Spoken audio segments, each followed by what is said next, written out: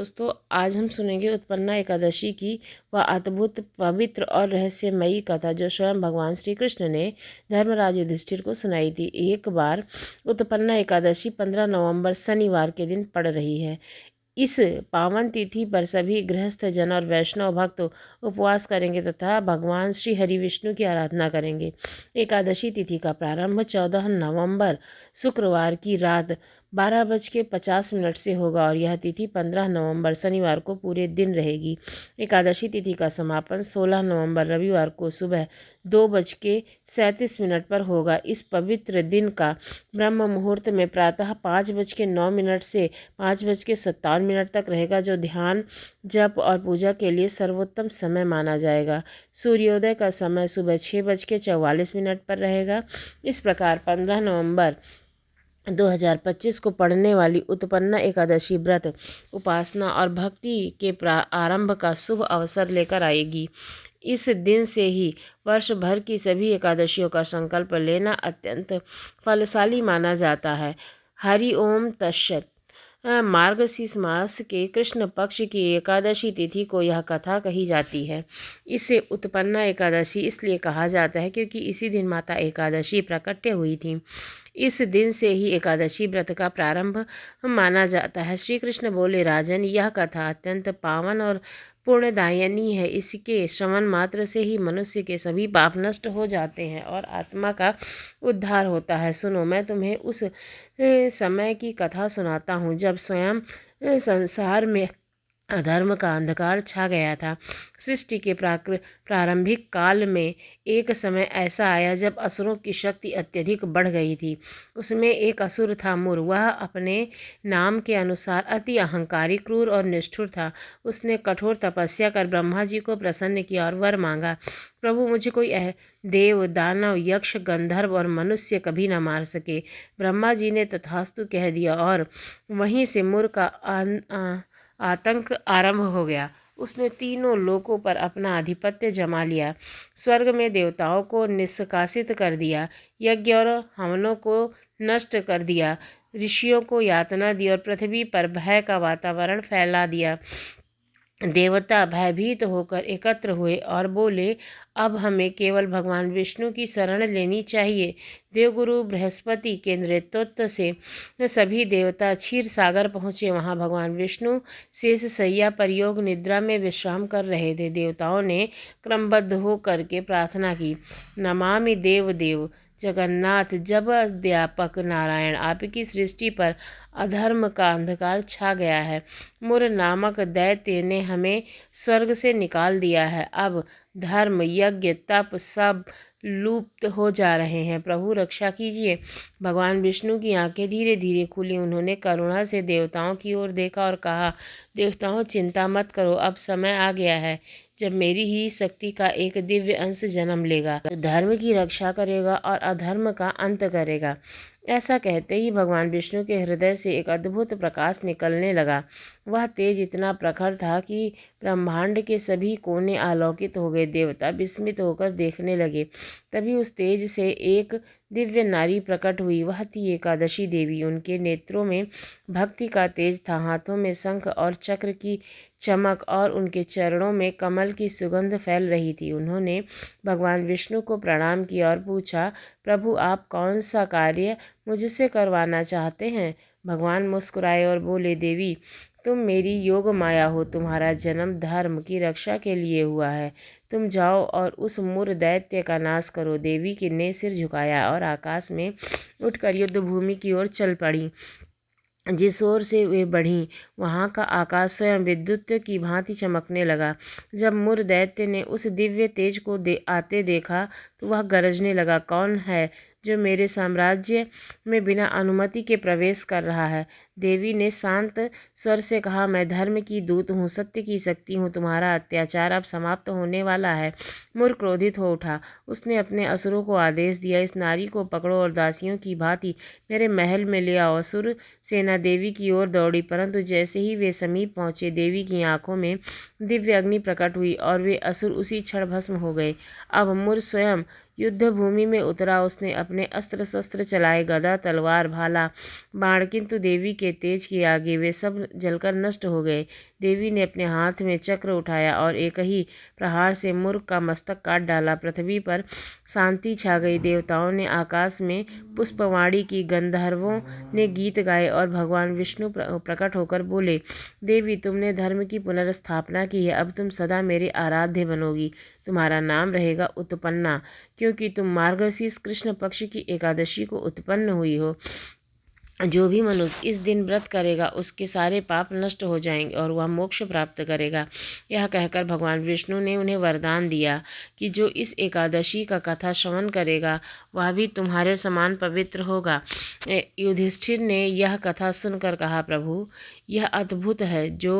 क्या यह तिथि एकादशी माता का जन्म दिवस मानी जाती है? श्री कृष्ण बोले, हे राजन, इस दिन से एकादशी के व्रत का प्रारंभ करना अत्यंत शुभ होता है। जो व्यक्ति इस दिन भगवान विष्णु का स्मरण कर उपवास रखता है वह पापों से मुक्त होकर विष्णु लोक को प्राप्त होगा। जो रात्रि में जागरण करता है, दीपदान करता है, हरि नाम का कीर्तन करता है, उसके कुल में पितर भी स्वर्ग में स्थान पाते हैं। इस कथा को सुनने मात्र से मनुष्य का हृदय निर्मल हो जाता है और यदि कोई इसे श्रद्धा से पालन करे तो उसके जीवन से भय, रोग और संकट सदा दूर होता है। इस दिन तुलसी दल से विष्णु पूजन, दान, दीपदान और भक्ति गीतों का महत्व अत्यधिक माना जाता है। अतः भक्तों, उत्पन्ना एकादशी केवल उपवास का ही नहीं बल्कि एक नई शुरुआत का प्रतीक है। यह दिन स्मरण कराता है कि जब भी संसार में कोई कष्ट होता है तो प्रभु स्वयं ही उसके निवारण हेतु किसी न किसी रूप में जन्म लेते हैं और हमें उस अधर्म से मुक्ति दिलाते हैं ताकि सत्य और धर्म की विजय सुनिश्चित हो सके। इसलिए इस दिन भक्ति, संयम और साधना का आरंभ अवश्य करें। प्रभु विष्णु से यही प्रार्थना करें, हे नारायण, जैसे आपने धर्म की रक्षा हेतु एकादशी देवी को प्रकट किया है वैसे ही हमारे जीवन में भी सत्य, भक्ति और शांति की स्थापना करो। जो श्रद्धा पूर्वक इस कथा का श्रवण करता है उसके जीवन में सुख, समृद्धि और आध्यात्मिक आनंद सदा बना रहता है। हरि ओम तत्सत। जय श्री हरि। भक्तों, अब हम सुनने जा रहे हैं उत्पन्ना एकादशी की वह अद्भुत कथा जिसमें धर्म, सत्य और भक्ति की पराकाष्ठा देखने को मिलती है। यह कथा हमें सिखाती है कि एकादशी का व्रत पालन न केवल पुण्यदायक बल्कि यह व्यक्ति को स्वयं भगवान विष्णु के संदिग्ध तक पहुंचा सकता है। राजा रुक्मा, अपनी रानी संध्यावली और पुत्र धर्मभाग की यह कथा भक्ति, त्याग और सत्य की अमर गाथा है जो हर युग में श्रद्धा का दीपक प्रज्वलित करती है। बहुत समय पहले की बात है। रुक्मा नाम के एक प्रसिद्ध राजा थे। भगवान विष्णु की आराधना ही उनका जीवन थी। वे चराचर जगत में अपने आराध्य भगवान ऋषिकेश के दर्शन करते थे और पद्मनाथ भगवान सेवा की भावना से अपने राज्य का संचालन करते थे। वे सभी प्राणियों पर क्षमा भाव रखते थे और धर्मपरायण महान भाग्यवान राजा माने जाते थे। रुक्मा ने अपने राज्य में एक सुंदर पुष्प उद्यान का निर्माण किया था। उस उद्यान इतना मनोरम था कि लोग वहाँ फूल तोड़ने आते और ले जाते थे। परिणाम स्वरूप उद्यान से फूलों की कमी होने लगी और वह उद्यान उजाड़ तथा वीरान होने लगा। उद्यान की इस दुर्दशा को देखकर राजा बहुत उदास हुआ। उन्होंने वहाँ चौकीदारों की संख्या बढ़ा दी पर फूल तोड़ना रुक न पाया। कोई उपाय किया गया पर कोई प्रभाव नहीं पड़ा, क्योंकि फूल चुराने वाले मनुष्य नहीं थे बल्कि स्वर्ग के देवी देवता और अप्सराएं थीं, इसलिए उन्हें पकड़ा नहीं जा सकता था। अंततः राजा ने अपने कुल पुरोहितों से सहायता मांगी। कुल पुरोहितों ने कहा कि यदि शाम के समय उद्यान में भगवान विष्णु के चरणों में चढ़े पुष्प बिखेर दिए जाएं या फिर चरणामृत अथवा प्रसाद की माला के फूल आसपास फैला दिए जाएं तो संभवतः चोर पकड़े जाएंगे। रात्रि में वास्तव में स्वर्ग के देवी देवता और अप्सराएं उद्यान में आई। उनमें से एक अप्सरा का पांव बिखरे हुए पुष्पों पर पड़ा और उसके सारे पुण्य उसी समय समाप्त हो गए। उसी की स्वर्ग में जाने की शक्ति नष्ट हो गई। अन्य देवी देवताओं तथा अप्सराओं उसे देखते ही रह गए पर वे उसे साथ ले जाने में असमर्थ थे।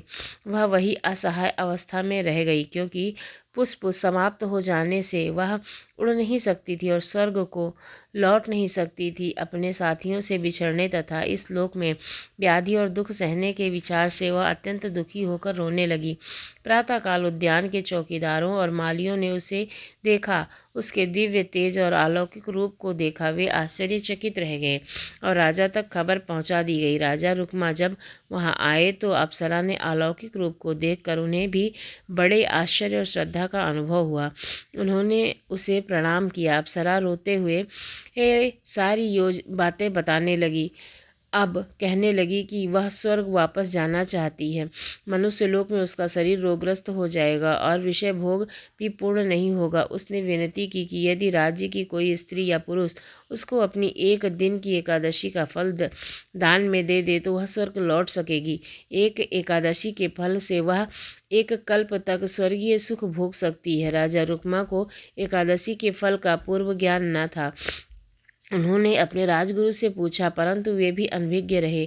जब राजा ने नगर में ढोल नगाड़ों के साथ घोषणा कराई तो नागरिक एकादशी का फल बताएंगे, इसे इनाम मिलेगा, पर 3-4 दिन तक कोई आगे नहीं आया। इनाम बढ़ता गया, यहाँ तक कि आधे राज्य तक पहुँच गया, फिर भी कोई परिणाम नहीं निकला। तब अप्सरा ने चित्रगुप्त को याद किया। चित्रगुप्त की प्रेरणा से पता चला कि राज्य में एक सेठ की स्त्री ने एक बार मजबूरी में एकादशी व्रत किया था।